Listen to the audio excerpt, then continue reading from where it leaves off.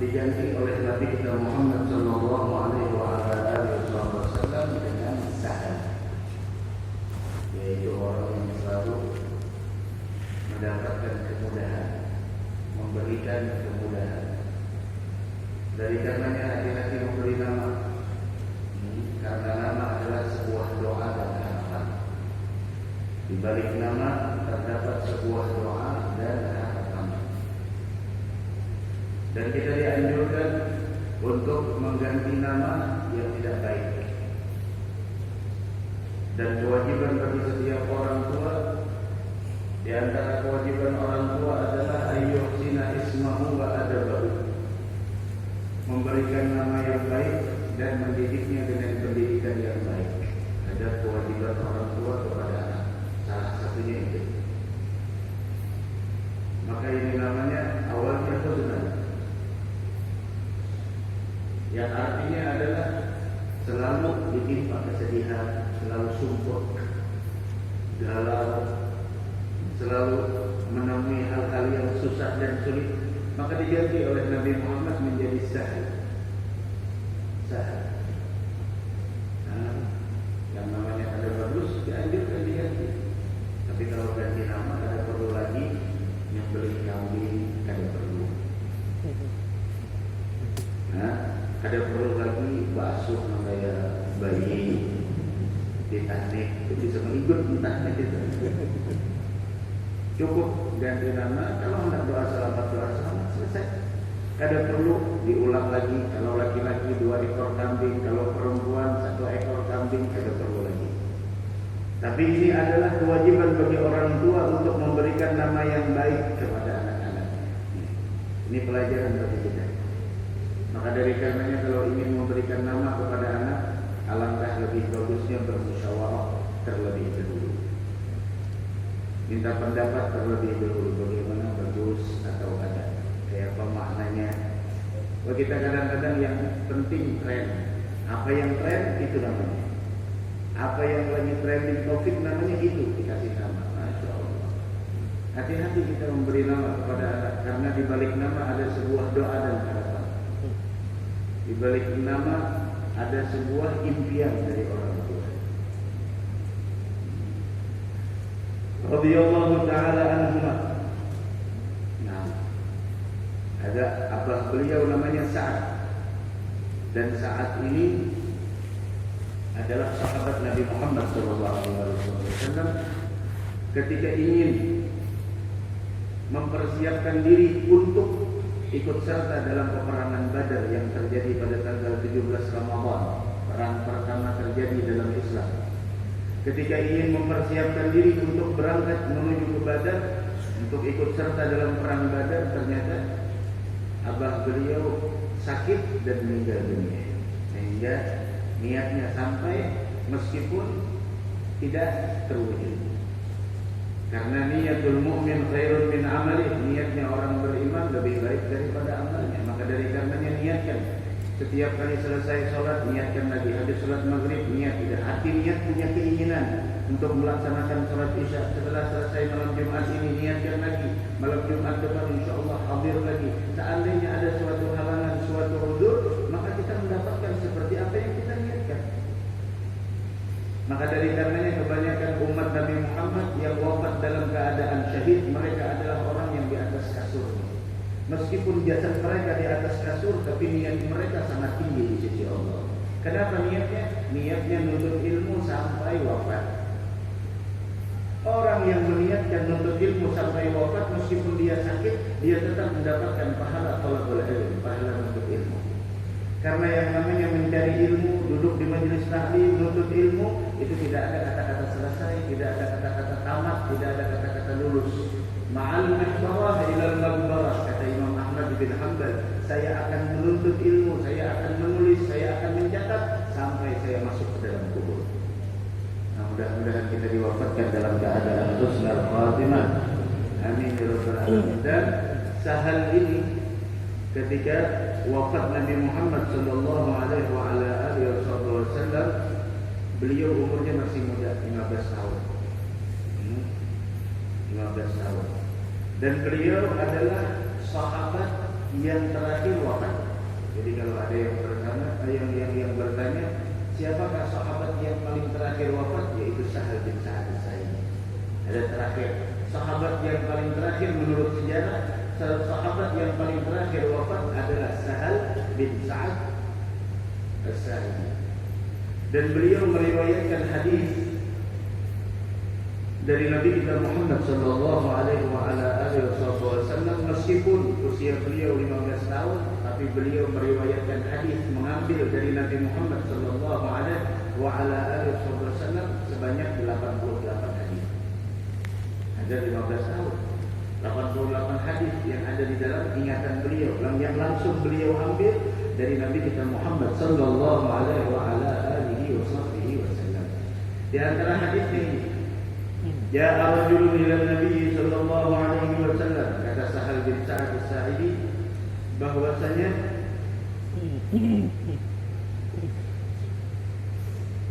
datang, ini hadis ke-31, maaf, tadi kita sampai 31. Ada Sahal bin Sa'ad As-Sa'idi bercerita, ja'a rajulun ila Nabi, pernah seorang laki-laki datang kepada Nabi Muhammad. Faqala ya Rasulullah, lalu dia berkata, ya Rasulullah, dullani ala amalin, berikan informasi kepadaku atau tunjukkanlah kepadaku suatu amalan. Idza amiltumu, apabila saya amalkan amalan tersebut yang penuh dengan keistimewaan, yang mencegah dari kehinaan, apabila aku amalkan, ahabbani Allah, maka aku mendapatkan cintanya Allah. Ini orang datang bertanya kepada Nabi Muhammad, ya Rasulullah, tunjukkan kepadaku suatu amalan yang apabila aku amalkan, maka aku dicintai oleh Allah. Mudah-mudahan kita dicintai Allah Subhanahu wa ta'ala. Maksud dicintai Allah apa? Allah meridhoiku dan Allah Subhanahu wa ta'ala memperlakukanku dengan baik, dan Allah memperlakukanku dengan penuh kasih sayang. Ini yang kita harapkan hidup di dunia, ridhonya Allah. Datang ke majelis ilmu, di dalamnya ada ridha Allah, ada bismillah istighfarkan. Setiap ucapan yang di dalamnya ada ridha Allah, bismillah katakan. Status yang kita tulis, apabila status itu mendatangkan ridha Allah, tulis. Postingan kita mendatangkan ridha Allah, bismillah posting. Live streaming kita, kalau itu membuat Allah ridha, silahkan. Persahabatan, apabila persahabatan tersebut mendatangkan ridha Allah, jalin. Hubungan kita dengan orang lain, jika itu mendatangkan ridha Allah, kuatkan. Kita nongkrong, seandainya tongkrongan tersebut membuat Allah ridha, bismillah, istighfarkan. Tapi jika sebaliknya, hati-hati, tinggalkan. Postingan kita mendatangkan ridha Allah, tidak tahu, jangan.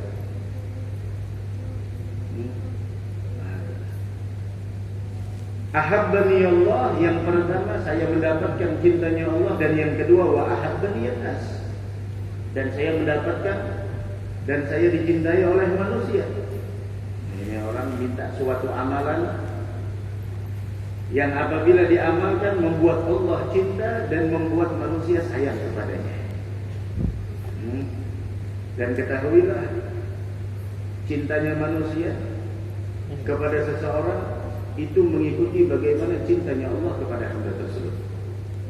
Karena apabila Allah telah mencintai hambanya, maka Allah akan berikan kecintaan di dalam hati hamba-hambanya untuk mencintai orang tersebut. Sebagaimana di dalam hadis Rasul mengatakan, innallaha idza ahabba 'abdan, Allah apabila mencintai seorang hamba, da'a Jibril, Allah memanggil malaikat Jibril, dan Allah menyatakan, memberitahukan kepada malaikat Jibril, inni uhibbu fulanan fa ahibbah, saya mencintai si fulan, maka cintailah orang yang aku cintai.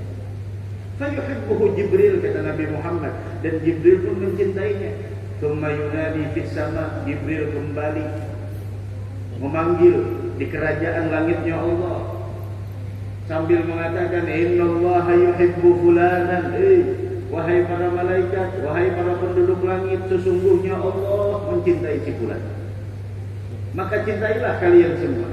Fayuhibbuhu ahlus sama, maka seluruh penduduk langit mencintai orang yang dicintai oleh Allah. thumma yudha'u lahul qabul fil ardh. Kemudian dia pun dicintai oleh penduduk bumi. Maka cintanya hamba Allah kepada seorang hamba menunjukkan cintanya Allah kepada orang tersebut. Mudah-mudahan kita dicintai Allah Subhanahu wa taala. Terus apa kata Nabi Muhammad tanda orang yang dicintai Allah? Rasul mengatakan faqala izhad fid dunya yuhibbukallah wazhad fima 'indan nas yuhibbukan nas. Rasul mengatakan izhad fid dunya yuhibbukallah. Yang pertama, engkau ingin agar engkau dicintai oleh Allah Subhanahu wa taala, caranya satu. Apa? Zuhudlah engkau terhadap dunia. Niscaya Allah akan mencintai. Zuhudlah engkau terhadap dunia, niscaya Allah akan mencintai. Dan yang dimaksud dengan zuhud, ada zuhud. Zuhud itu adalah bukan orang yang tidak punya harta. Zuhud itu adalah bukan orang yang berpakaian seadanya. Zuhud itu adalah bukan orang yang memakan makanan yang seadanya. Tapi zuhud tersebut adalah tarku rahatid dunya qaliban li rahatil akhirah. Dia lebih memprioritaskan kebahagiaan akhirat daripada kebahagiaan dunia. Sehingga dia meninggalkan kesenangan dunia dan dia mengejar bagaimana untuk meraih kebahagiaan akhirat. Cukup. Sampai dikatakan oleh para ulama, sebagian ulama mengatakan yang dimaksud dengan orang yang zuhud bukan berarti adalah orang yang tidak punya harta, tapi hatinya tidak mencintai dunia, malah hatinya cenderung kepada akhirat. Ada zuhud. Mudah-mudahan kita diberikan sifat zuhud insyaallah. Kemarin malam belum sampaikan di pengajian setiap malam Kamis di Gatot Subroto Masjid Nurul Ibadah di Makassar. Di dunia banyak orang yang tertipu dengan melihat keindahannya, saling merebutkan jabatannya, menghalalkan segala cara demi meraih kebahagiaan yang sifatnya sementara. Rela meninggalkan kewajiban demi mengejar status, mengejar popularitas, mengejar materi dan lain sebagainya. Ya memang dunia memang seperti itu. Akan tetapi kata Al-Imam Hasan Al-Basri kemarin menyampaikan malam Kamis, kajian rutin di sana. Apa kata Imam Hasan Al-Basri? Fadhahal mautud dunia. Yang mampu membongkar kebobrokan dunia, yang mampu menyingkap kehinaan dunia, yang mampu memperlihatkan kepada kita tentang aibnya dunia adalah cuma satu, yaitu kematian. Cuma satu. Selain ini, kadang-kadang manusia tidak ternasehati. Duduk di majelis ilmu, harusnya setelah hadir majelis ilmu, hati kita makin cenderung kepada akhirat.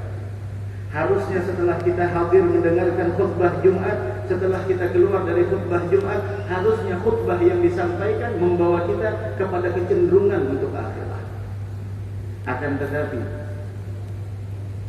salah satu yang paling paten di dalam membongkar segala keaiban dunia adalah kematian. Ada kematian sehingga tidak menyisakan kebahagiaan sedikit juga. Ya Rabb, mudah-mudahan kita husnul khatimah insyaallah. Izhad fid dunya, artinya apa? Berpalinglah engkau dari dunia. Jangan kau peduli siapa yang dapat dunia, siapa yang tidak memilikinya. Janganlah engkau mengambil dari dunia melainkan sesuai dengan keperluanmu. Selesai. Di luar dari keperluan gaya hidup jangan. Keperluan hidup, beda antara gaya hidup dengan keperluan hidup. Orang kalau mencari nafkah untuk keperluan hidup, insya Allah Allah berikan kecukupan. Tapi kalau untuk gaya hidup, ya Allah, harus pakai ini. Bebinian harus jilbabnya yang harga sekian, harus ini, harus. Ini gaya hidup. Tapi kalau untuk keperluan hidup, insya Allah Allah berikan kecukupan. Dari karenanya doa kita tiap hari Jumat apa? Ya Ghani ya Hamid, ya Mubdi'u, ya Mu'id, ya Rahim, ya Wadud. Apa lagi? Ya Dzal Arsyil Majid, ya Fa'alul lima yurid, ighnina bihalalika an haramika. Cukupkan saya untuk menikmati bahagia dengan sesuatu yang halal dari rezeki yang kau berikan daripada yang haram. Jangan minta rasa cukup. Karena nafsu memang dari semenjak diciptakan tidak pernah merasa puas dengan apa yang diberikan oleh Allah. Mudah-mudahan diberikan sifat qanaah. Ke masjid, melihat kupiah kawan hijab, harap pada sholat. Kada bapak, inya kau menukar seorang kata kawan. Kada bapak, inya menukar mensyukuri nikmat Allah. Seorang jangan mau hatinya. Kayaknya bang sudah kemampuan sholat. Ada je kopiahnya bagus, harga 3,5. Ulun pamnya harga 10.000, 2 kali haul ulang memakai sudah. Kada apa-apa.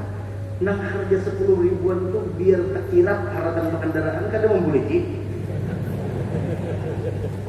Kenapa jadi kada membuliki? Mbah membuliki. Ya terus jurang. Sama orang plastik nang begipai. Membuliki kata jajan orang kupiah hitam tak kirap biar jajan. Aku sedekahkan jalan makhluk yang lain. Itu apa? Tapi mun 3,5 tuh begipai, Pak membuliki itu bang. Membuliki ini pulang, galut pulang orang. Nang 10.000 begipai tak membuliki. Membuliki pulang menyubaran bus ya, tanah jauh orang buruk berapa, ke rumah sakit berapa, 10.000 lah ada bapak, 2 kali haul lah pulang kutai. Nah, nang 3,5 bang salah ada inya kawa, seorang kada kawa, nak syukuri nang ada, jangan pernah mengeluh dengan nang ada. Nah, bebinian tuh di belakang untuk mukanya lain-lain. Yang ini harga mukananya sekian, yang itu sekian, lain-lain sesuai lawan harga. Kada apa-apa, kada penting masalah mukana itu dari bahan apa, tapi yang paling penting bagaimana kekhusyuan kita dalam beribadah. Inya kalau menukar nang larang, alhamdulillah itulah kemampuannya. Kita kada mampu, jangan bergaya seperti orang nang mampu. Memang masalahnya ini gayanya ini nah. Gagayaan hendak jual kayak sini mau bagus mukananya lihat aja gaya nang kayak itu mukananya deh orang aja ya Allah tibak tahi umanaan kada apa-apa itu pang sudah kemampuan seorang hendak kita nang kayak orang lah orang itu pang mampunya sini nang kayak bersedekah juga awalah disamaratakan lah. Ini bersedekah 100.000 buat di celengan, ini 50.000 buat di celengan, ini 2.000, ini 5.000, ini 10.000, ada nang 1.000, ada nang 500, ada nang salawat aja, Allah sudah alhamdulillah. Salawat aja, kawalah di sana, kada kawat nang menyumbang 1.000 itu kemampuannya, nang menyumbang 2.000 itu kemampuannya, nang menyumbang 5.000 itulah kemampuannya, nang 50.000 itulah kemampuannya. Ada nang mampuan kebanyakan dia nyumbang 50.000, ini pernah aku mampu di sini, aku menyumbang kada urusan batasan tapi urusan kemampuan. Mintu juga urusan hidup, maka sesuaikan dengan kemampuan. Jangan kita memaksakan keadaan dan jangan kita memaksakan keinginan yang itu di luar dari keperluan hidup. Mampu par baju bukan yang paling larang. Mun mampu par baju paling larang. Kebinian kerennya, numpar bukan yang paling mun mampu. Mun kada mampu besar. Para kisi dia nang memukan anjir itu gawil ada kabakasnya. Nah itu ada kabakasnya mbak.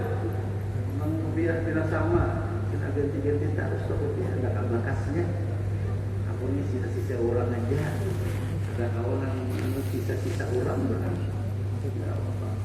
Tapi ada perlu kan harga 3,5 3 juta, tapi 2 juta nggak apa, tapi harga 2 juta kamu sembahyang di sok paling belakang juga. Menyinggung nggak burung ada. Biar tapi itu nang di palipatannya bilang nang takarusut ya, di lipatan sini kan betul betul lebih tapi sembahyang di sok pertama terus. Juga miskin ada sih minta pasang nggak ada.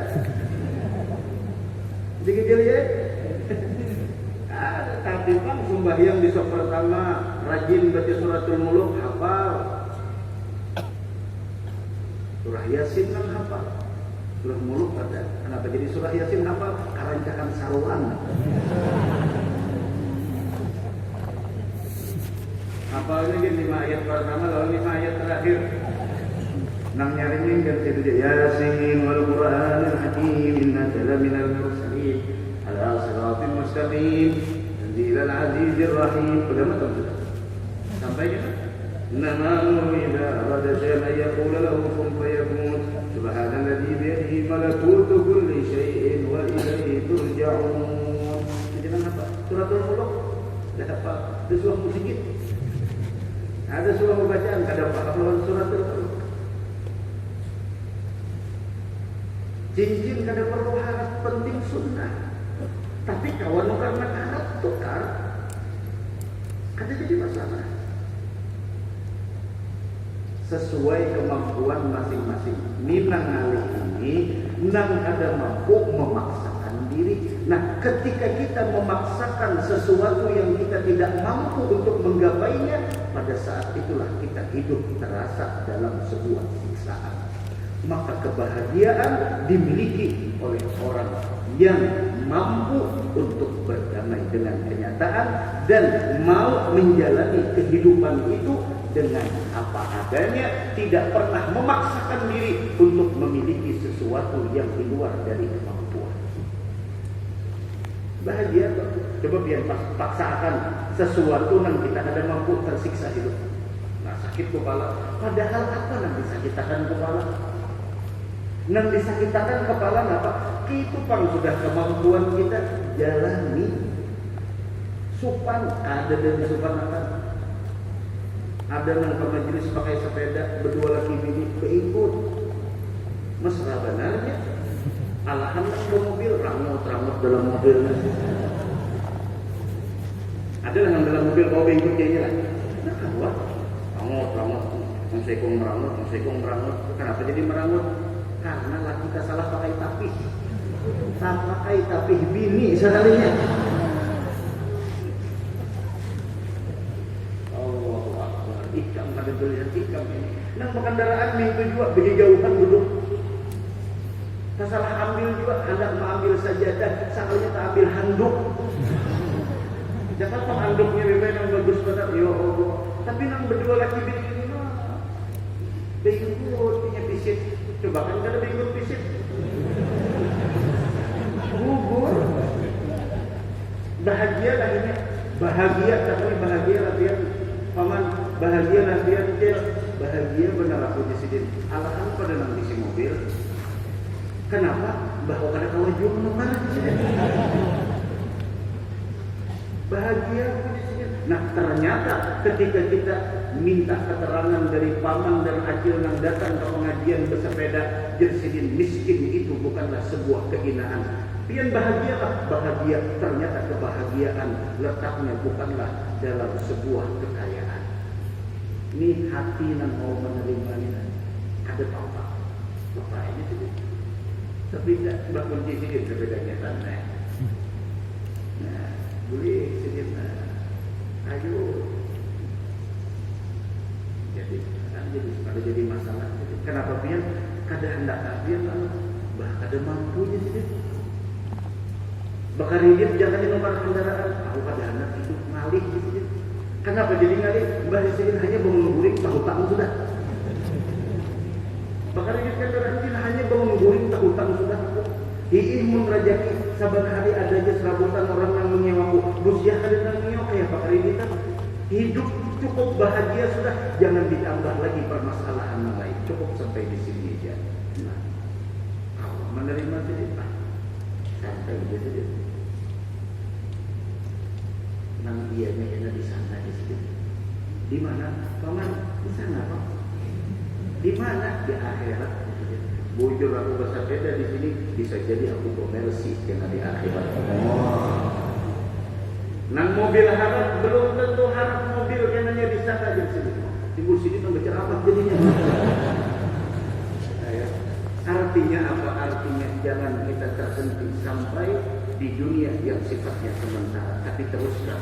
Kita diberi nikmat uang, diberi nikmat kekayaan, jangan kekayaan terhenti hanya di dunia. Lanjutkan bagaimana cara agar kita bahagia di negeri akhirat.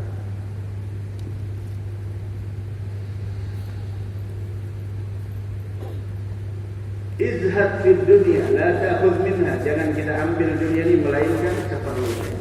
Yang halal, yang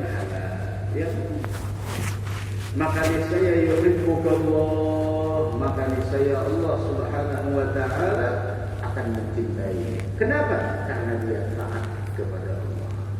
Kenapa jadi taat dari zuhud tersebut? Nah, karena zuhud itu bahwasanya tidak ada kecintaan dunia di dalam hatinya, adamul iltifati ila dunia, yaitu tidak ada kecenderungan hatinya terhadap dunia. Yang dia tuju hidup di dunia bukan dunia, yang dia tuju hidup di dunia adalah malikud dunia wal akhirah, pemilik dunia dan akhirat, yaitu Allah.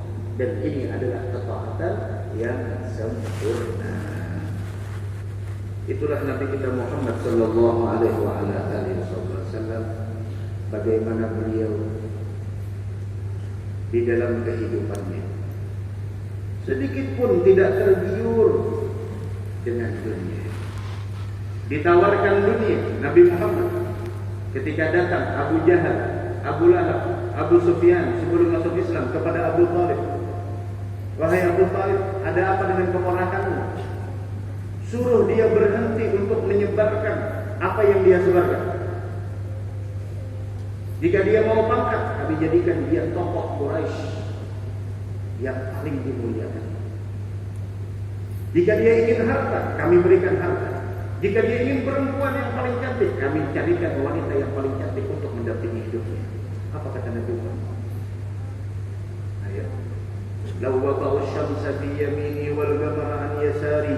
Seandainya mereka meletakkan bulan di tangan kananku, matahari di telapak kananku, dan bulan di tangan kiriku untuk aku meninggalkan apa yang harusnya aku sampaikan, saya tidak akan pernah meninggalkan semua itu.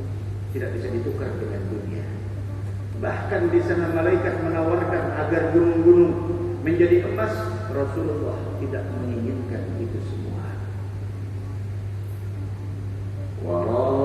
Warawadatul jibalu syummu min dahabin an nafsihi fa'araha ayyama shamami wa akadat zuhdahu biha daruratuhu inna darurata la ta'adu ala al-'isami wa kaifa tad'u ila dunya daruratu man laulahu lam tukhruji dunya minal 'adami. Muhammadun sayyidul kaunaini wassaqalaini wal fariqaini min arabin wa min ajamin, nabiyuna mirul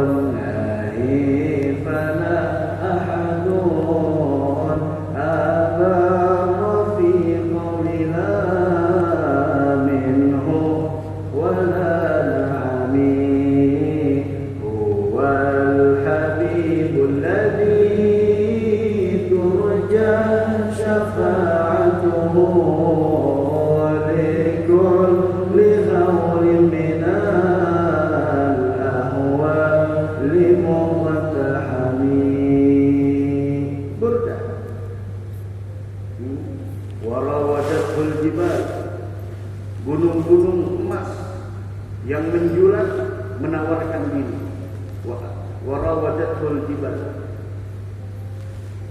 Warawadatul jibal syummu min dhahabin, untuk berubah menjadi emas.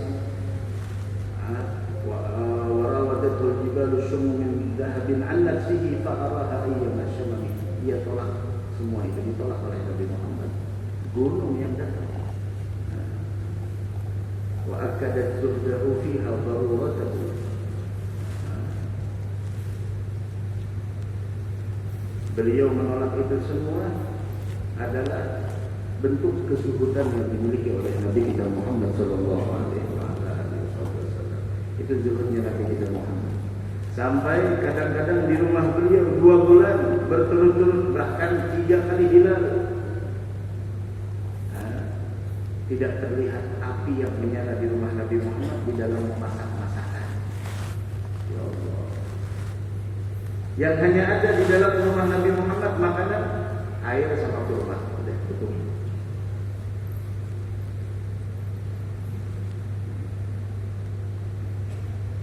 Berapa malam Nabi Muhammad malam-malamnya sepanjang malam tidak pernah mendapatkan makan malam. Ini kehidupan Nabi kita Muhammad sallallahu alaihi wasallam. Wa kita masyaallah. Sampai Sayyidina Umar bin Khattab radhiyallahu anhu melihat Nabi Muhammad tidur di atas kelapa kurma. Menangis Sayyidina Umar karena melihat kezuhudan yang dimiliki oleh Nabi Muhammad, tidak gila dunia. Terbangun Rasul sallallahu alaihi wasallam melihat Sayyidina Umar menangis sambil bertanya, "Ma yubkika ya Umar?" Apa yang membuat engkau menangis wahai Umar? Zakartu Kisra wa Qaisar. Saya teringat Raja Kisra, Kaisar. Mereka tidur di atas kasur yang empuk, sedangkan engkau Rasulullah, orang yang paling mulia, makhluk yang terbaik. Sayyidina Umar melihat, berikan bekas di belakangnya Nabi Muhammad. Rasul dengan tenang mengatakan, "Afi syakkin anta ya Ibn Khattab? Apakah engkau ragu wahai Umar? Amal tarda lahum an takuna lahum ad-dunya wa lana al-akhirah?" Apakah engkau tidak senang kita yang nantinya besok mendapatkan kebahagiaan akhirat yang sebenarnya? Dunia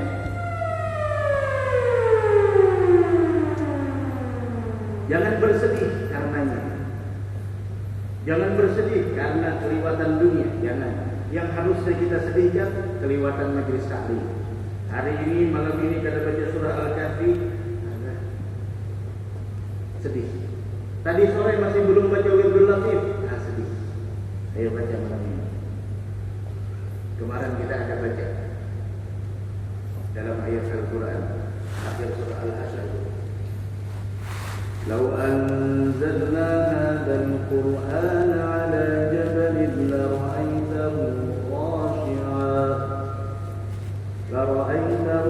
khashi'an mutasaddi'an min khashyatillah wa tilkal amthalu nadribuha lin-nasi la'allahum yatafakkarun.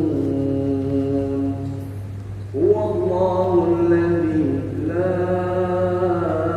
ilaha illa hu alimul ghaibi wasyahada huwar rahmanur rahim. Huwallahu alladhi la ilaha illa hu al-malikul quddusus salamul mu'minul muhaiminul azizul jabbarul mutakabbir. Subhanallahi amma yushrikun. Huwallahul khaliqul bari'ul musawwir lahul asma'ul husna yusabbihu lahu ma fis samawati wal ardh wa huwal azizul hakim. Disebutkan dalam tafsir Ibnu Katsir, disebutkan dalam tafsir Imam Al-Baghawi, Rasul bersabda, "Man qala hina yusbih thalatha marrat." Siapa yang membaca ketika di pagi hari 3 kali a'udzubillahi samiil alim minasyaitonir rajim. Dibaca sebanyak 3 kali. A'udzubillahi samiil alim minasyaitonir rajim. A'udzubillahi samiil alim minasyaitonir rajim. A'udzubillahi samiil alim minasyaitonir rajim. Kemudian dia lanjutkan dengan membaca law anzalna sampai akhir surat tadi. Law anzalna hadzal Qur'ana ala jabal. Nah, disebutkan oleh Nabi Muhammad wakalallahu bihi 70,000 malak yusalluna alaihi hatta yumsi.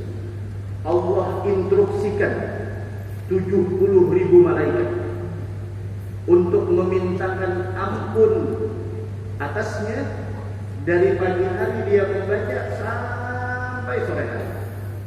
Berapa banyak? 70,000.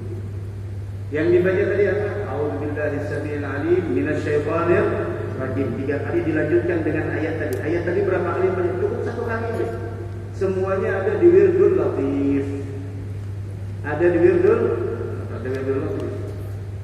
Siapa yang membaca? Allah instruksikan 70,000 malaikat memintakan ampun atas dosanya. Apabila dia membaca di pagi hari, maka malaikat memintakan ampun atas dosanya kepada Allah sampai sore hari. Fa in mata fi dzalikal yaum, jika dia meninggal di hari itu, pagi dia membaca, hari itu dia meninggal dunia, mata syahidah, maka dia meninggal seperti orang yang wafat dalam keadaan syahid.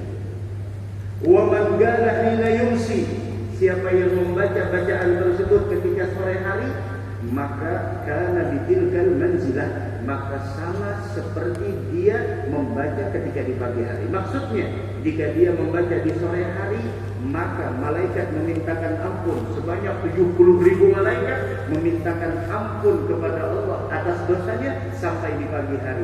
Seandainya malam itu dia meninggal dunia, maka dia meninggal dalam keadaan syahid. Mudahan Allah mengamalkan. Sudah kita sampaikan, tinggal mengamalkan aja lagi. Banyaknya sudah amalan. Artinya apa? Wirdul Latif. Seberataan Wirdul Latif itu seberataan ada referensinya. Bukan hanya sekedar karangan Imam Haddad. Itu bukan karangan, tapi beliau jama' wa tertib, mengumpulkan dan menyusun. Jangan salah paham. Jangan sedih, riwayat masalah dunia, jangan sedih. Malam ini kada baca surah Al-Kahfi, sedih.